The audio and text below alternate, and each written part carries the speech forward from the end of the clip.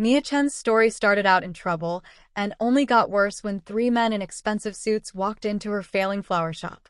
The bell above the door rang, and Mia quickly wiped away a tear, straightened up, and put on a tight, almost automatic smile. "Welcome to Petal and Bloom. How can I help you, gentlemen?" Her voice was confident, even though the eviction notice was burning in her pocket. The tallest of the three stepped forward, his cold gaze sweeping over the modest interior of the shop. "Are you Miss Chen?" Mia flinched slightly, but didn't give up. "Yes, it's me.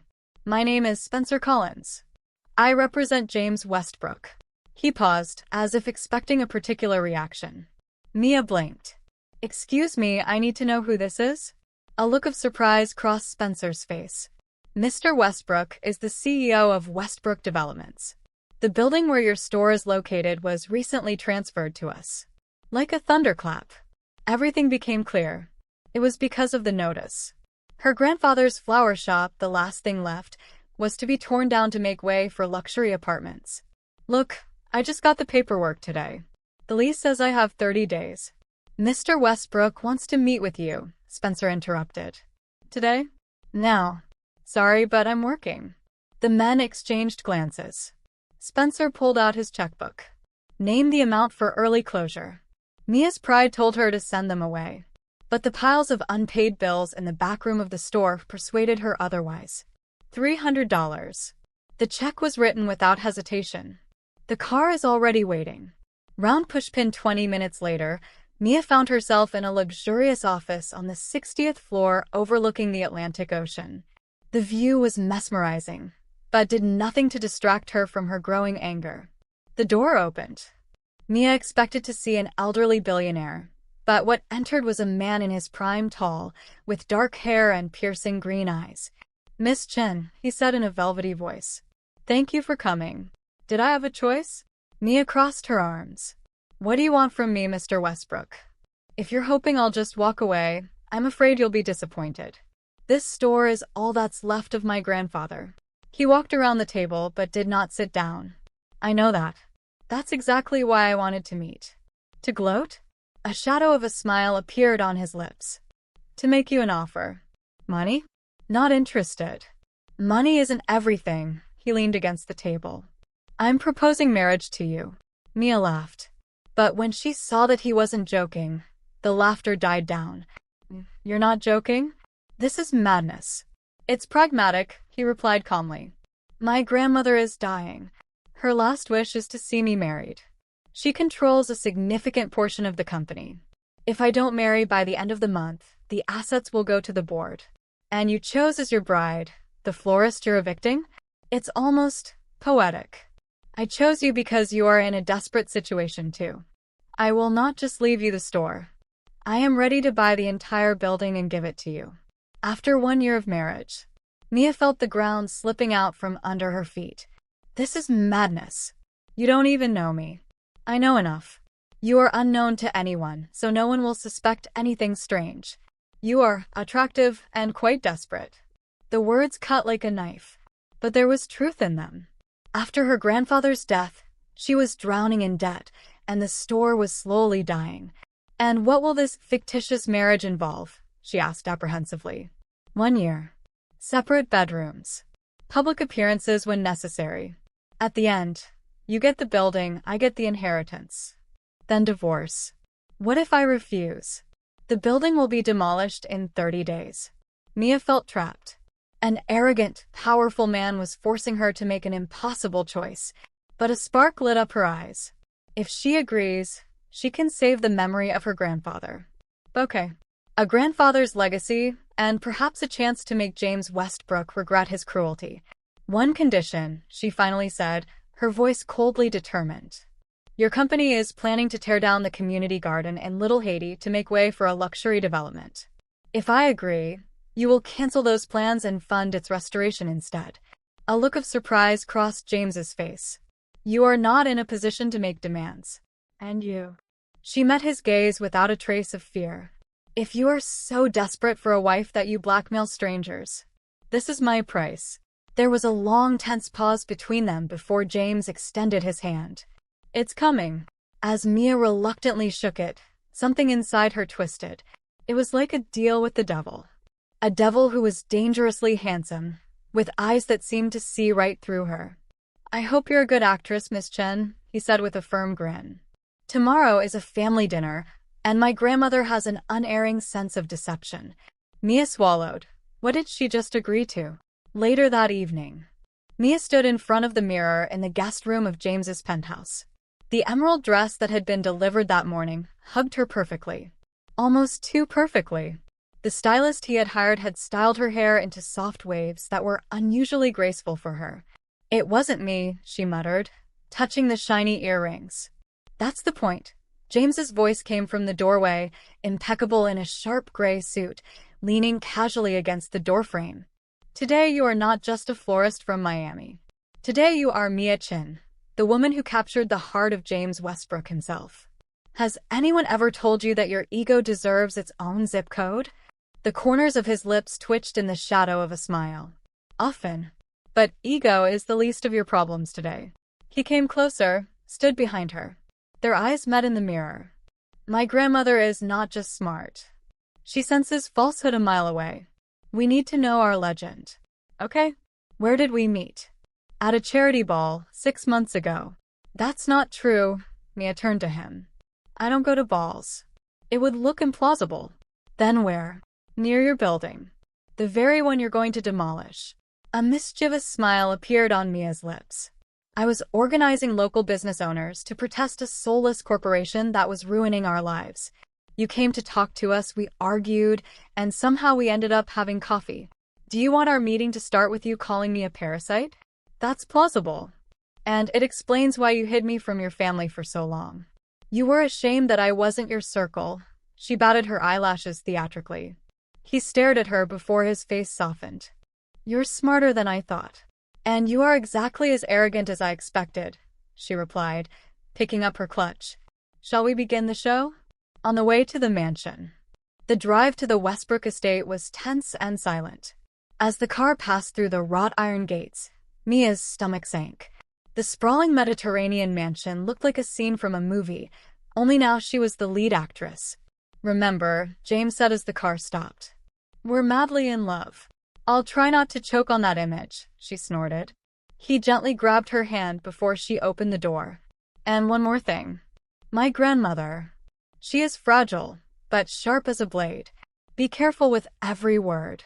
For a second, his gaze became genuinely concerned. For the first time since their deal began, Mia saw something real in him. Something human. "I won't blow your cover," she promised quietly. The door opened before they could reach it. An elegant woman with silver hair and a piercing gaze stood on the threshold. There was no need for an introduction. This was the head of the family. "So you are the mysterious woman who finally tamed my grandson?" Eleanor Westbrook said, assessing Mia with a look that could not hide a single flaw. Mia gave her the most genuine smile. "It's a pleasure to meet you, Mrs. Westbrook. James has told me so much about you." "Interesting. He never told me anything about you," Elena said, her expression sharp but not at all angry. "Come in. The vultures are already circling."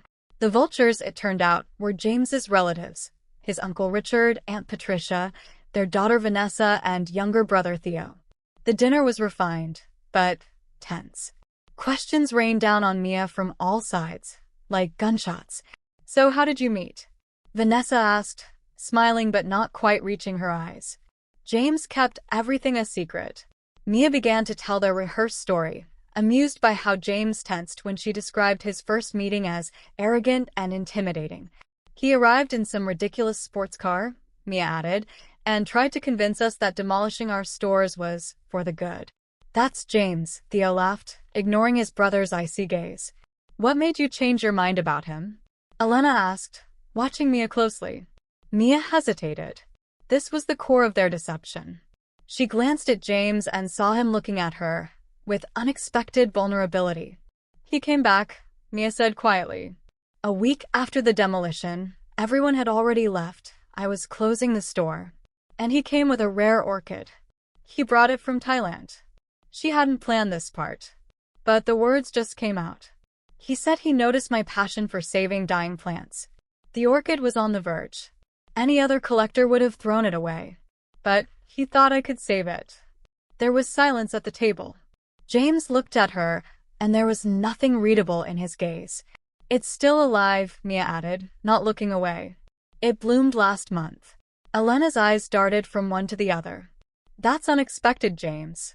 You've never been interested in gardening. James cleared his throat. Mia showed me how to see the world differently. He reached out and touched her fingers. Her heart fluttered. He continued. She knows how to find beauty where others don't see it. The sincerity in his voice caught Mia off guard. For a moment, she almost wanted to believe it. I understand now, Elena said with a mysterious smile. No wonder you kept it a secret. Such a find. After dinner, Elena insisted on showing Mia the family garden, while the others headed out to the terrace. They walked among the perfectly manicured roses, and Mia felt the older woman's penetrating gaze on her. You know, Elena said suddenly, when James was little, his father used to bring him here every Sunday. They planted something new every time. They stopped near a tall magnolia tree. After Henry's death, James never came here again. Mia felt her chest tighten. The pain of the boy who lost his father suddenly became closer to her. I'm sorry. James hardly talks about him. Yes, and it won't be. Elena's gaze became sharper. For the last 15 years, he tried to be everything his father was not. Henry built with soul.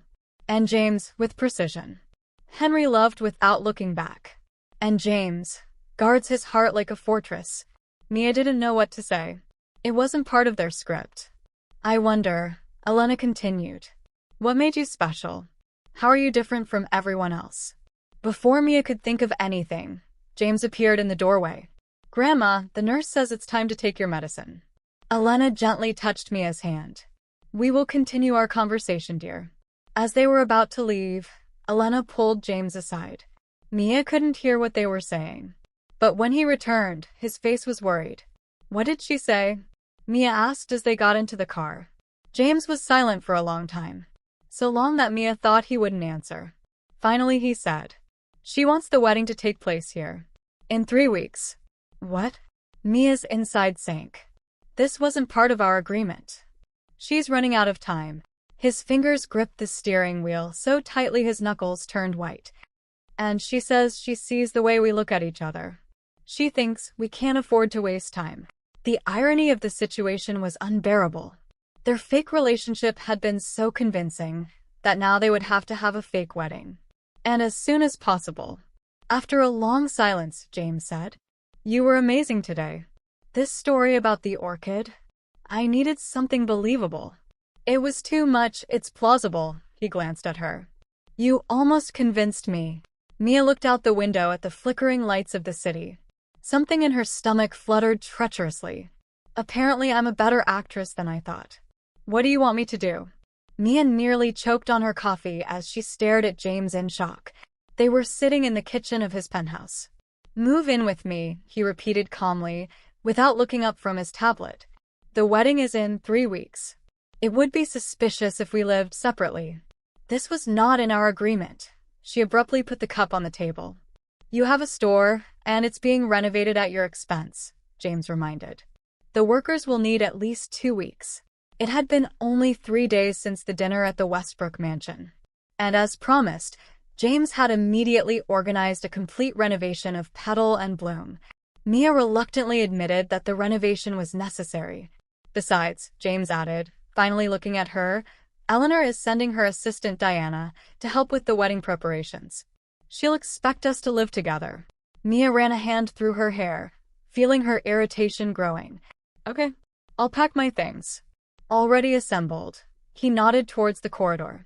Spencer was standing there with 2 designer suitcases. Everything you need is here. The rest will be brought later. You were at my house? Mia cried out indignantly. Without my permission? I sent a professional stylist, James replied calmly. Your wardrobe is not suitable for the events that await us. My wardrobe is perfect. For working in a flower shop, yes. For the bride of Miami's most talked about businessman, not quite. His dry, businesslike tone infuriated her even more. Unbelievable. She grabbed the suitcases. Which room is mine? Second from the left. Blue. She walked down the corridor and slammed the door behind her. The blue room was twice the size of her entire apartment, with a view of Biscayne Bay. Despite her anger, Mia couldn't help but admit that the room was stunning. Soft colors, elegant decor, a cozy bed. A quiet knock pulled her out of her thoughts. "What?" she snapped. James opened the door, leaning against the frame. "Diana will arrive in an hour. We need to compare versions." "Maybe you should have thought of this before you stole my things," she said coldly. A shadow of regret crossed his face. "You're right. It was presumptuous." The apology, if it could even be called that, took her by surprise. Yes, there was.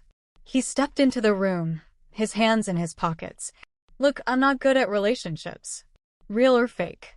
I'm used to solving problems, effectively." "I'm not a problem to be solved," she said quietly. "I know," he nodded. "You're not a problem." He looked around the room. "Do you at least like the room?" Mia barely suppressed a smile at his awkwardness. "She is beautiful." "Thank you." An awkward silence hung between them.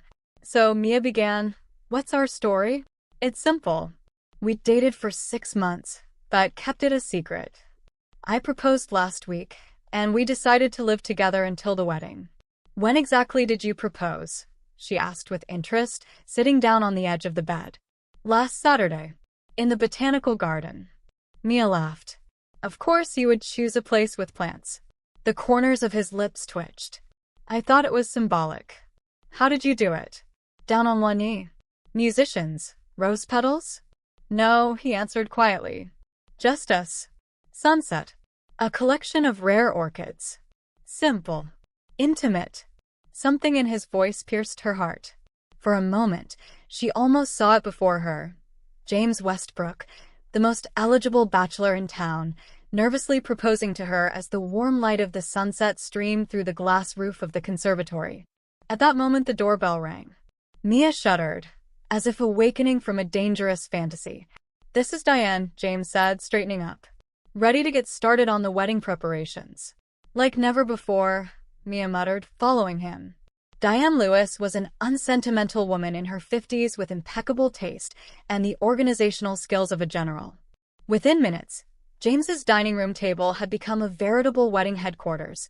Color palettes, photographs of the venue, and a terrifyingly detailed plan for the coming weeks. "Mrs. Westbrook has already booked the estate for the ceremony," Diane said, handing over the folder. "She's proposing to hold the ceremony in the Rose Garden and the reception in the Grand Ballroom." "That sounds great." Mia tried to smile, trying to match the enthusiasm for a wedding that would never happen. "Now for the guest list." Diane pulled out a new folder. "This is where all the key Westbrook family connections are. About 200 people." "20?" Mia asked with a frightened squeak. "That's the minimum standard for a Westbrook wedding," James interjected, looking no less tense. "And on your side, Miss Chen?" "Family, friends." Mia swallowed. "Little. My parents died when I was little. I was raised by my grandfather. He died last year." A shadow of sympathy crossed Diane's face. "I'm sorry. Of my friends, my best friend Lily and maybe 5 or 6 others." Mia suddenly felt tiny, like her life was too simple for the Westbrooks' world. And then, James's hand came over hers. "It's not the quantity that matters, it's the quality," he said unexpectedly softly. "Her inner circle is one of the qualities I particularly value in her." Diane nodded in approval. "How touching. Now let's talk about flowers." "I'll take care of that," Mia quickly interjected. "After all, I'm a florist." "Of course." Diane made a note. "This is just perfect." Now, the dress. Mantelpiece clock, 3 grueling hours later. Diane finally left, promising to return tomorrow. Mia collapsed on the couch, kicking off the shoes she had put on purely for the sake of propriety. "Is it always like this?" she groaned. "Planning a fake wedding is harder than running a real business." James handed her a glass of wine. "Welcome to the world of the Westbrooks. Everything is a show here."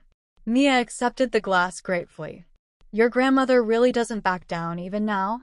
"Elalana Westbrook doesn't know how to back down," James chuckled, loosening his tie.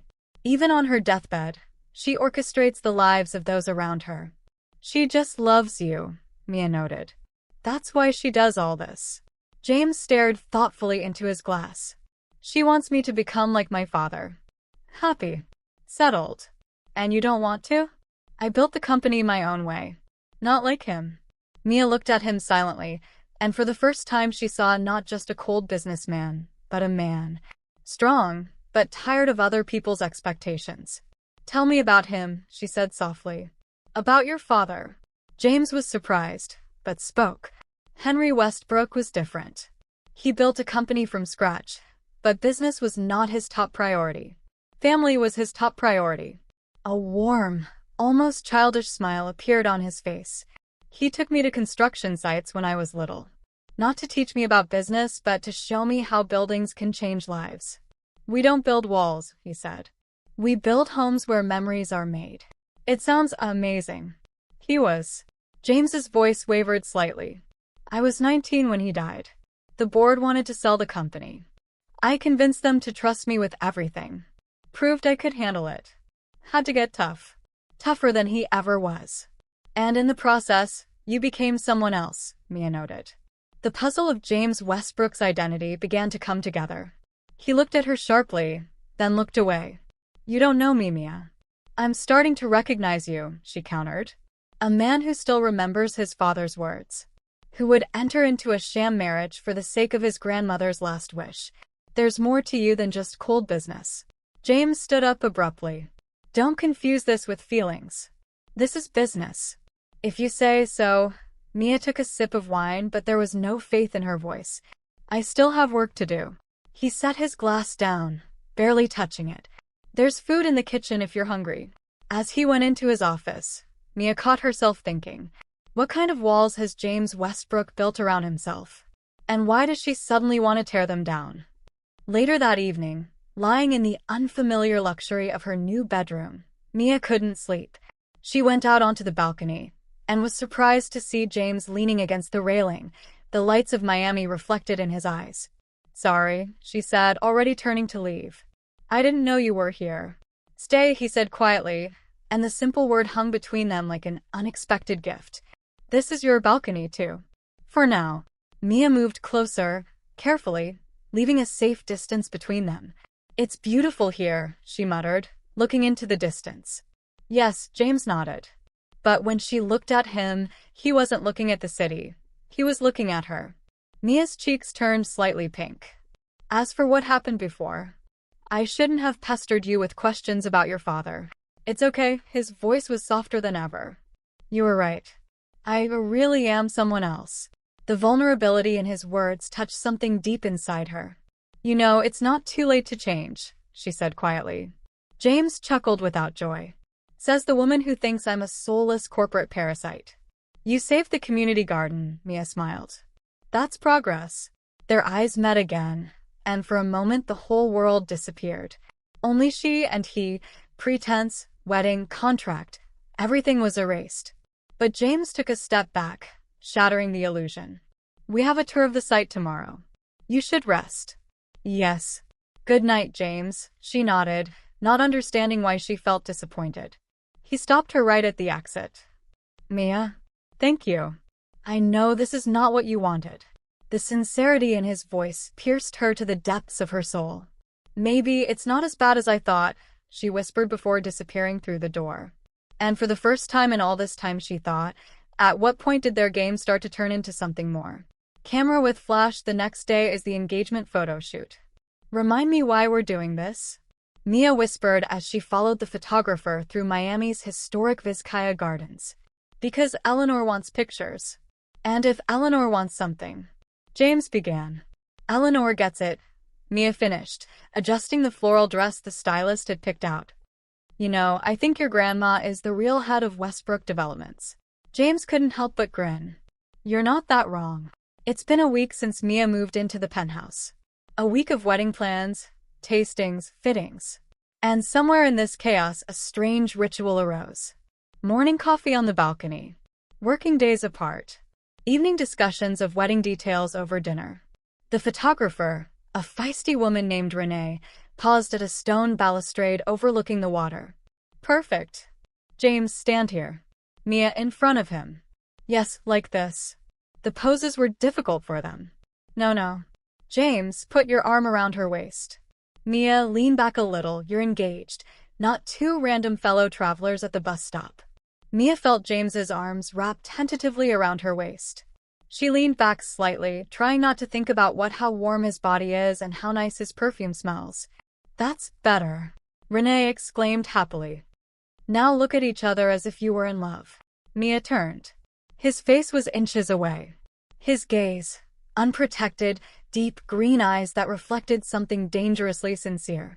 Perfect, the camera clicked. They spent the next hour posing in the gardens. James lifted Mia up onto the stone wall. They were sitting by the fountain, walked hand in hand under the flowering arches. With each new pose, the awkwardness disappeared, giving way to something too real, too warm. Last shot, Renee announced, positioning them under a wisteria-covered arbor. James, look at Mia, as if she were the only person in the world. Mia laughed, as if he had just said something genuinely funny. James looked at her, and there was such sincerity in his gaze that Mia's fake laugh instantly turned into real laughter. Why are you actually laughing? He asked quietly, not letting go of her in his arms. Because this is absurd, she whispered. 3 weeks ago you evicted me, and now we're taking romantic photos while your grandmother is already planning our wedding. A rare, genuine smile lit up James's face. Life loves to present unexpected turns. Great, Renee shouted. The shoot is over. As they walked to the car, James's phone rang. His face immediately darkened as he answered. What do you mean refused? The contract was signed. The voice sounded tense. He listened, the tension emanating from him like waves. Find another supplier, urgently, he said, hanging up. Problems? Mia asked. The supplier for the Key Biscayne project just pulled out. $3 million in materials went down the drain. He ran a hand through his hair. The whole project could be delayed for months. Is this the eco-resort you were talking about? Using only eco-friendly materials? Yes, James nodded, quickly typing letters. This is my father's old estate, abandoned for many years. I finally decided to reconstruct it. Can I help? Mia suddenly offered, surprising both herself and him. James looked up. The building crisis? Well, I have one contact. My friend Lily's husband runs a company called Green Future Supply. They specialize in sustainable building materials. Mia shrugged. A small company, but their quality is excellent. James studied her with his eyes. Can you contact them? An hour later, they were touring the Green Future warehouse with Lily's husband, Brett, a bearded man with an infectious passion for sustainable architecture. These bamboo panels are exactly what we need, James said, looking at the samples. And can you deliver an order of this size in 2 weeks? Absolutely, Brett confirmed. We've been trying to enter the luxury housing market for a long time, but large developers always choose proven brands. Sometimes trusted brands fail, James said dryly. I'll have my lawyers draw up a contract today. Brett turned to Mia. When Lily told me you were engaged to James Westbrook, I didn't believe it. Now it's all clear. You complement each other perfectly. Mia felt her cheeks heat up.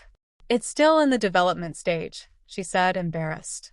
The best relationships are like that, Brett smiled. Lily and I got engaged 3 months later. On the way back to the penthouse, Mia expected James to be deep in problem-solving. Instead, he seemed thoughtful. Thank you, he said. Finally. You saved my project.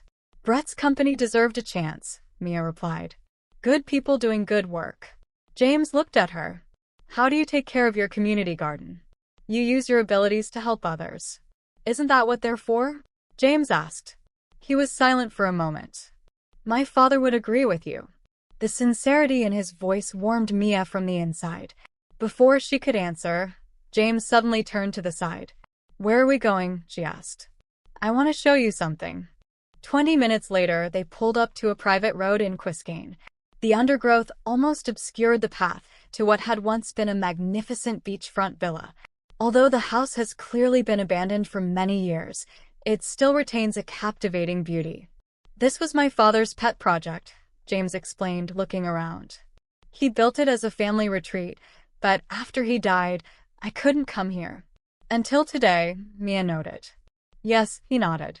The reconstruction plans were approved last month. We'll start work in 3 weeks. What exactly? Eco-resort. Luxury without harming nature. Minimal impact on the environment. Pride sounded in his voice. Something new for Westbrook developments. Something your father would approve of. That sounds wonderful, Mia said softly. Yes, James's voice grew rougher. Although the board thinks I'm crazy. Green materials are cutting into profits. It's an investment in the future, Mia countered. James looked at her with new respect. Exactly so. They approached a dilapidated gazebo overlooking the ocean. Despite the peeling paint and worn wood, the view was breathtaking. Turquoise waters stretched to the horizon, framed by swaying palm trees. It's beautiful, Mia whispered. It will get even better soon, James promised. He hesitated, then added, I would like to show you the project sometime. I want to know your opinion. My opinion on a multi-million-dollar project? Mia laughed. I'm just doing flowers, James. And today you saved the whole project, he reminded. And you understand what spaces should live their own lives. I've always had problems with that. Such an unexpected and sincere compliment took Mia by surprise. I would like to, she said quietly. They stood silently, watching the waves. When James's hand found hers, Mia didn't pull away. Back at the penthouse, they found that Eleanor had sent samples of the wedding cakes for them to taste. Despite their tiredness from the long day, they gathered around the kitchen island, sampling the pieces. This one with champagne and raspberries is divine, Mia exclaimed, closing her eyes in pleasure. Too sweet, James objected. Dark chocolate with orange is better, says the man who drinks his coffee black, Mia teased. You wouldn't know sweetness from his face. Suddenly James took and touched her nose with a drop of cream. Mia flinched. What did you just, she began, but the mischievous glint in his eyes, so unusual for a serious businessman, made her laugh. Before she could take revenge, the doorbell rang. Saved by the bell, Mia warned, wiping her nose as James went to answer it. But instead of a delivery person or a wedding caterer, Vanessa Westbrook stood at the door, impeccably dressed and clearly annoyed. Cousin, she greeted coolly. I've been calling you all day. I was busy, James replied coldly, not inviting her in. But Vanessa pushed her way inside, her gaze fixed on Mia in the kitchen. Oh, of course you're playing at Family Idol with your new purchase. The contempt in her voice made Mia tense. What do you want, Vanessa? James asked, the game gone from his face. There's a board meeting tomorrow. Uncle Richard said you'll be representing the changes to the Little Haiti project. Abolishing luxury retail for what? A community center? Are you crazy? Her nails tapped softly on her purse. My decisions are not a subject for family disputes, James replied coldly. They become like that when they interfere with family interests, Vanessa said with a caustic smile. Grandma may find your sudden social awareness endearing, but the rest of us know the truth. She turned to Mia. I wonder if she knows who she really is? A convenient solution to James's inheritance problem. Enough, James barked. Leave now. With pleasure, Vanessa headed for the door, looking back at Mia. Remember, dear, in our family nothing is as it seems. After she left, a heavy silence hung between them. Sorry about that, James finally said. Vanessa was always terrible, Mia finished. A reluctant smile appeared on James's lips. I wanted to say complicated, but your word is more accurate. Mia approached him carefully. Is what she said about the Little Haiti project true? James met her gaze, confident and open. Yes. I am canceling the luxury retail in favor of mixed development, a community center and affordable housing because of our deal. Originally, she asked. Yes, he said carefully. But after I visited the community garden and saw what it meant to people, I reconsidered my whole approach. Mia looked at him, seeing a new layer to the one she thought she had figured out.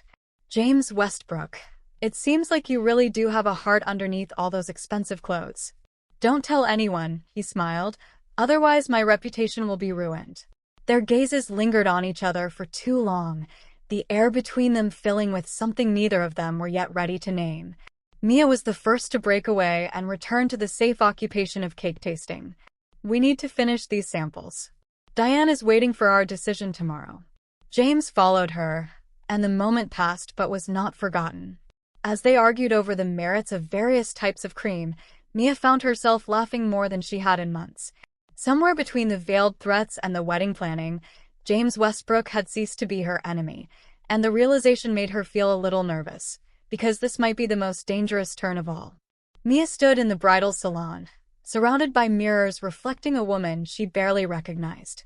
Her wedding dress, an elegant princess gown with delicate floral embroidery, transformed her from a simple florist into someone who could stand next to James Westbrook and not seem out of place. "It's perfect," Alana said approvingly from her wheelchair. Despite her weakness, she had insisted on being present at this final fitting. "James won't be able to take his eyes off you." Mia smiled awkwardly, thinking that Alana didn't know the whole truth. 2 weeks after the wedding, after James received his inheritance, this dress would become just an expensive souvenir of their fictitious union. "You are worried, dear," Alana noted, her gaze sharp despite her illness. "I'm just nervous before the wedding," Mia lied, smoothing out the expensive fabric. Alana clearly didn't believe it. "Stay with me while the veil is being prepared." Mia carefully gathered her dress and settled down on the ottoman nearby. "You know," Alana began, her voice unusually soft, "when James first brought you to dinner, I was skeptical." Mia's heart started beating faster. "My grandson has always been calculating, even since childhood. After Henry's death, this quality became harsher, colder." Alana's fingers touched the embroidery on the dress. "Until you showed up? I don't think I changed him," Mia answered honestly. "No," Alana raised an eyebrow. "The community center in Little Haiti, partnering with a small sustainable materials company, renovating your grandfather's building instead of tearing it down." Mia swallowed. "These are business decisions. James doesn't make decisions that reduce profits," Alana countered. "And for good reason." Her piercing gaze made Mia feel like she was in the palm of her hand. "I've been watching him for the last 2 weeks. The way he looks at you when he thinks no one is looking. The way he brings back Henry's old principles to development." "You're probably reading too much into this," Mia insisted, feeling panic rising inside her. "Perhaps," Alana squeezed her hand tenderly, "but I have lived long enough to know when someone heals what was broken." Her smile became thoughtful. "James was only 19 when he lost his father.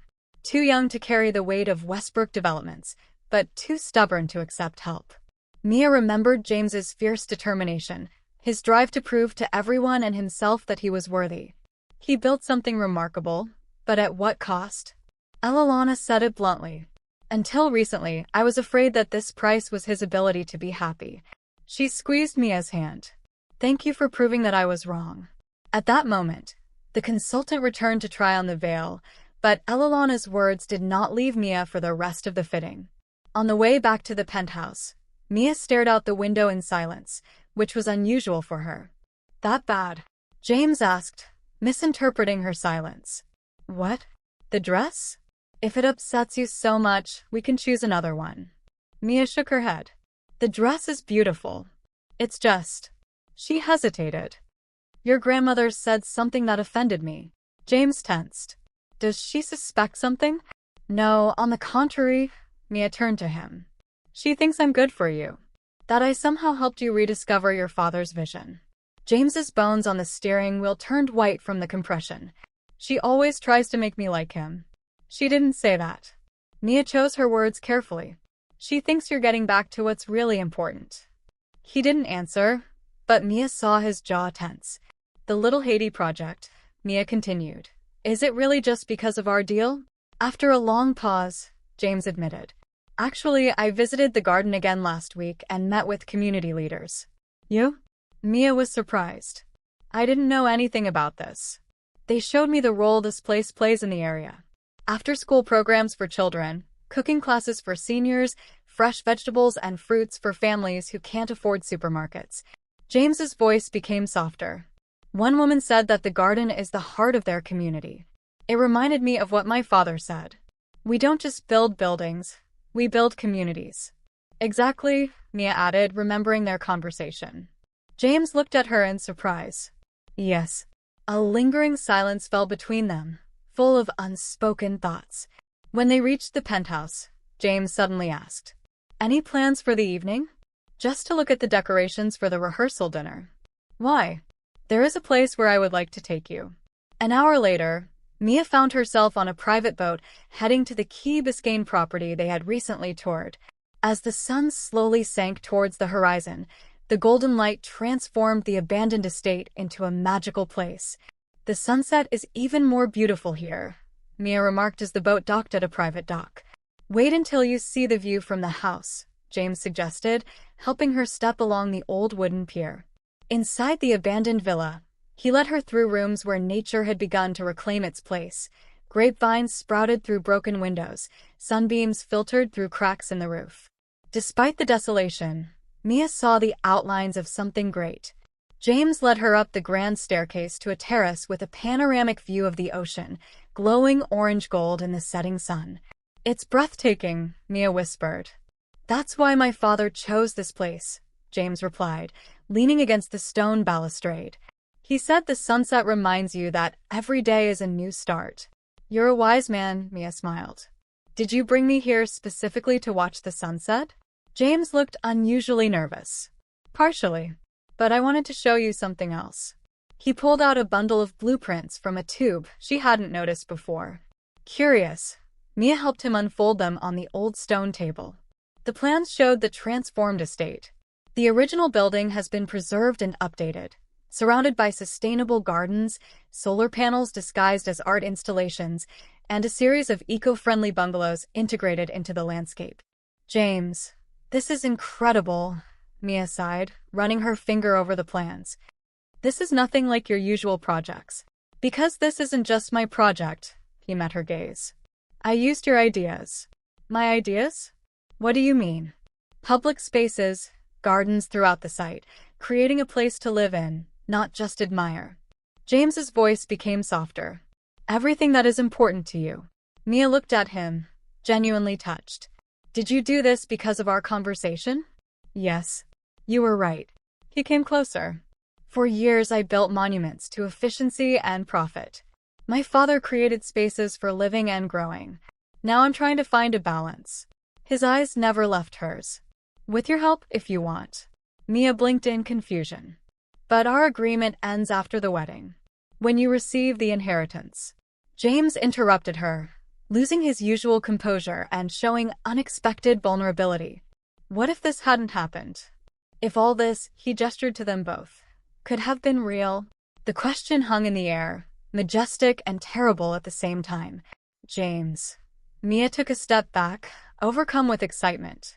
3 weeks ago you threatened to demolish my store, and now I can't imagine life without you," he admitted.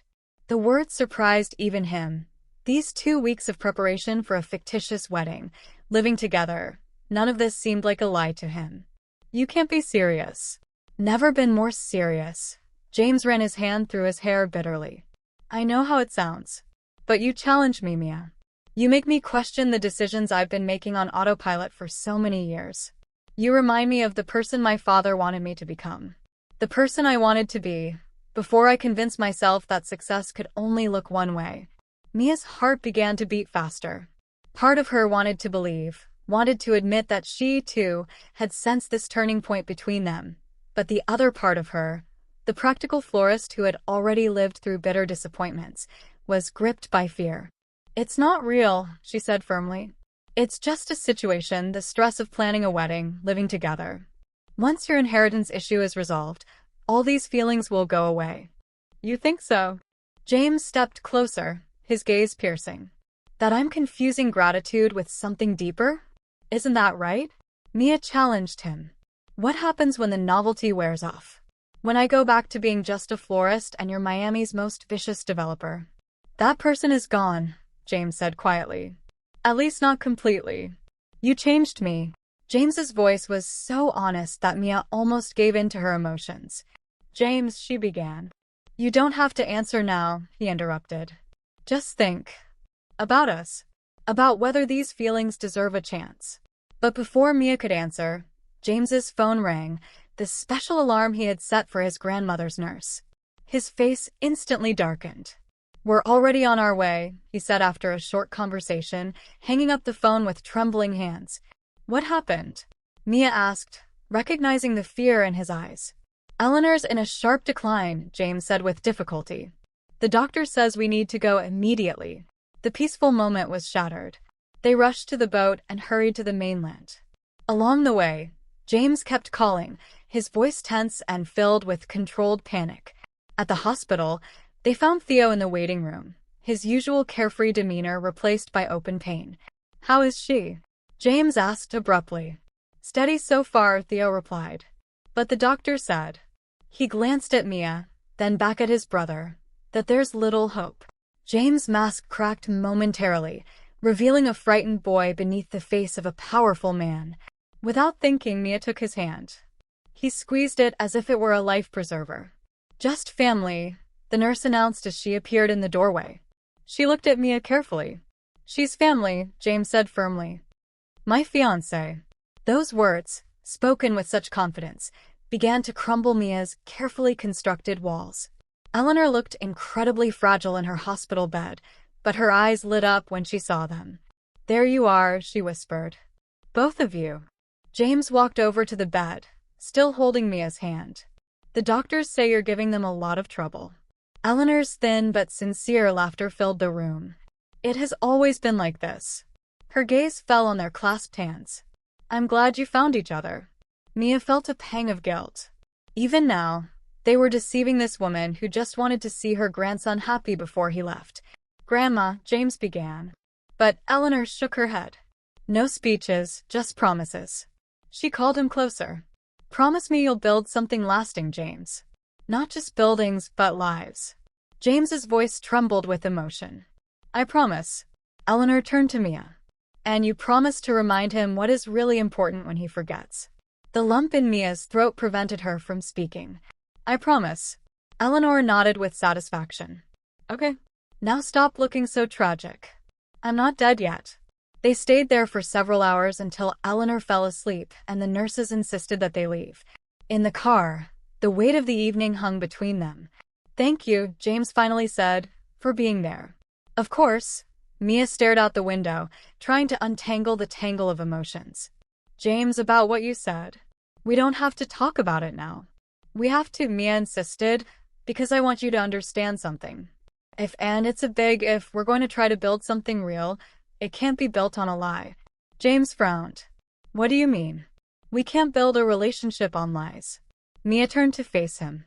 If we have any chance, we need to tell Eleanor the truth. No. James couldn't finish his thought, especially now. Especially now, Mia added softly. If these are her last days, don't let her spend them believing in a false, albeit good, legend. He was silent for a long time, and Mia thought he was angry. Finally, he said, You're right. She deserves the truth. That confession, simple and yet profound, suddenly filled Mia's heart with hope. Whatever happened next, whatever truth they had to face, James Westbrook was no longer the cold businessman who had walked into her flower shop. And she was no longer just a florist trying to preserve her grandfather's legacy. They were becoming something new, something they hadn't expected, but now something they both desperately wanted. The hospital corridors seemed endless as Mia and James walked hand in hand to Eleanor's room the next morning. After a sleepless night and many conversations, they had made a decision. No matter what, no matter the consequences, they would tell Eleanor the truth. Are you sure? Mia asked quietly as they stopped at the door. Everything will change after this. James looked at their intertwined fingers. For 15 years I've made decisions based on practicality and convenience. His voice was quiet but determined. But now I want to make choices based on what's right. The vulnerability in his gaze made Mia's chest tighten. This was no longer the man who had coldly proposed this deal to them weeks ago. This was someone brave, honest, and she was dangerously close to falling in love. Eleanor was alert and attentive when they entered, propped up on cushions with a tablet in her hands. There you are, she greeted them. I'm just studying the seating plan for the reception. The O'Malas can't sit next to the Prescotts after that disgraceful charity auction last month. Mia and James exchanged glances. Grandma, James began, pulling a chair up to the bed. We need to talk to you about something important. Eleanor's eyes narrowed as she looked at both of them intently. Are you postponing the wedding? No, James replied. At least, not entirely. He took a deep breath. The truth is that a real wedding was not originally planned. James carefully explained to them the agreement, the inheritance clause, Mia's problems with the store, and the mutual benefits of their temporary alliance. Mia watched Eleanor's expression carefully, expecting anger or disappointment. But to her surprise, when James finished, her grandmother simply sighed. This is all? James blinked. What do you mean everything? We lied to you for weeks. A familiar sharpness flickered in Eleanor's eyes. James Alexander Westbrook. Do you really think I didn't know? Did you know? Mia asked, stunned. Of course I did, Eleanor replied calmly, shifting her position on the bed. I may be dying, but I'm not weak-minded. It was all happening at the right time, and James had never shown any desire to settle down before. Her gaze softened. But I didn't expect what happened next. What exactly? James asked. Eleanor smiled understandingly. The way you look at each other. That wasn't part of your agreement, was it? Mia felt her cheeks heat up. No, she admitted. There wasn't. So what now? Eleanor asked, looking at them. You've admitted your plan. Are you calling off the sham wedding? James hesitated, then took Mina's hand again. It's up to you, he replied. Whether you'll consider a real wedding. Maybe not now, he added, but someday. The rooms around him seemed to freeze as James turned to Mia with a more open expression than she had ever seen. I know it's early and we have a lot to figure out, he said, but these weeks have shown me what's possible, what life can be like with someone who challenges me, who reminds me of what's important. Mia's heart was pounding wildly in her chest. James, I'm not asking you to marry me again. Not now, he clarified. I just want to ask if you're ready to try something real. No contracts, no agreements, just us and where it leads. Eleanor watched them with genuine interest, but this time she remained silent. Mia took a deep breath, her voice shaking slightly. When you first walked into my store, I thought you were the enemy. Everything I fought against was this corporate machine that was destroying small businesses. It was like that, James admitted. But you're more than that, Mia continued. You're the one who remembered your father's words all these years later, who risked his inheritance for the truth, who looks at the sunset and sees new beginnings in it. A fragile light of hope flickered in James's eyes. Yes, Mia said simply. I want to try something real. The smile that lit up James's face was worth every moment of doubt. But before he could answer, Eleanor cleared her throat. Very touching, of course. But what about my wedding? They turned to her in surprise. Do you still want us to do this? James asked, even though he knew it was just a game to begin with. It's not a game now, is it? Eleanor raised an eyebrow. Besides, I spent a fortune on orchids. It would be a shame to miss them. Mia couldn't help but laugh. I think we can still have a ceremony. Unofficial, not legal, but meaningful. A promise for the future, maybe. I would like that, James said quietly. Eleanor looked pleased. Great. Now help me out of bed. If I'm going to a wedding in 2 days, I need to finish my outfit. The doctor said you needed rest, James objected. If the doctor keeps saying things like that, he's not invited to the wedding, Eleanor replied, already pressing the button to call the nurse. 2 days later, as the sun began to set over the Westbrook estate gardens, Mia stood in the bridal suite, barely recognizing herself in the mirror. The dress she had chosen with Eleanor flowed around her like water, catching the golden light pouring in from the windows. There was a knock at the door and Lily, resplendent in her bridesmaid dress, appeared in the doorway. Ready? Everyone is waiting. It's crazy, isn't it? Mia asked, smoothing out the delicate fabric. A ceremony that isn't a wedding in the legal sense, but isn't exactly fake either. Lily smiled. The James Westbrook I read about in business magazines wouldn't do something so romantic and out of the ordinary. Whatever's going on between you, he's changing for the better. Mia thought about the man who was waiting for her in the garden. About the man who offered to share his grandmother's inheritance with the Little Haiti Community Center, who rebuilt a luxury project to preserve its soul, who chose truth over convenience. He changes me too, she admitted. The garden had been transformed for the ceremony. With flowers blooming everywhere, twinkling lights hanging from ancient trees, and a path of petals leading to a flower-bedecked gazebo where James waited. Despite the brief notice of the unusual nature of the ceremony, the assembled guests, a mix of Westbrook family connections and Mia's inner circle, seemed genuinely moved. Eleanor, looking regal despite her weakness, took pride of place in the front row as Mia walked to James alone, without a family to marry her off to.